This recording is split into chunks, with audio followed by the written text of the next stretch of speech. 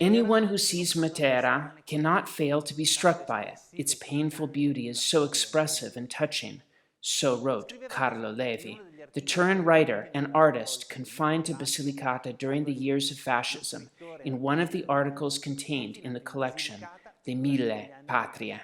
There are at least two Materas. There is the nocturnal one, which recalls a nativity scene of boundless beauty, a terrestrial starry sky.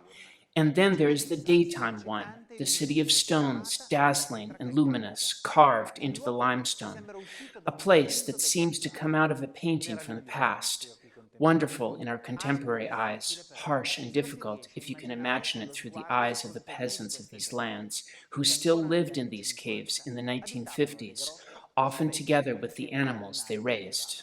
Matera is also a splendid summary of many of the traditions, including gastronomic ones, of our country, the product of farming and folk ingenuity that has produced jewels from the little that prevailing poverty made available, interminable wealth, daughter of an unbridgeable misery. Take Matera bread, for example, along with many of the sourdough breads that characterize southern Italy.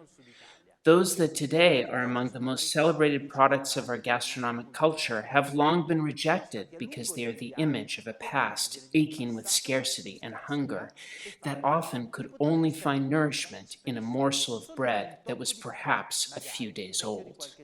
Yes, because Matera's bread comes in large loaves, usually weighing between 1 and 2 kilos, is made with water, remilled durum wheat, semolina, and mother yeast. It can last up to 2 weeks. Traditional Italian and Lucanian grains are commonly used for its production, such as Senatore Cappelli, durum Lucano, and Apullo. For the leavening of the dough, the so-called mother yeast is used, a mix of water and flour which, left in the air after a few hours, spontaneously begins to ferment thanks to its natural bacterial inoculation, for the most part lactic acid, along with yeasts found in the air.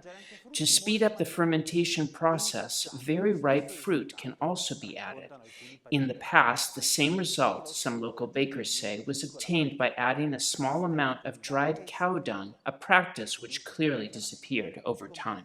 The mother yeast, with its light, sour note, gives the bread a unique scent and also helps to facilitate the creation of a thick and colored crust on the surface that protects the soft crumb. Matera bread is kneaded the evening before cooking by combining the ingredients that must be worked for a long time.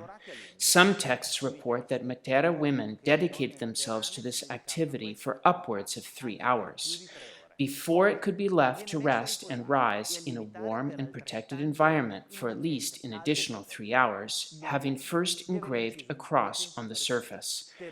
At the end of this phase, the dough is then given a round shape, folded a couple of times in on itself with incisions made at the end so that it takes on the appearance of a slightly jagged mound. Matera bread must necessarily be baked in a wood oven. At one time, there were several active ovens, generally communal, in each town.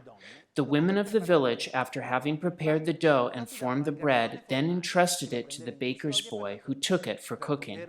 In order to recognize their loaf, each family had a wooden stamp with which they marked the dough.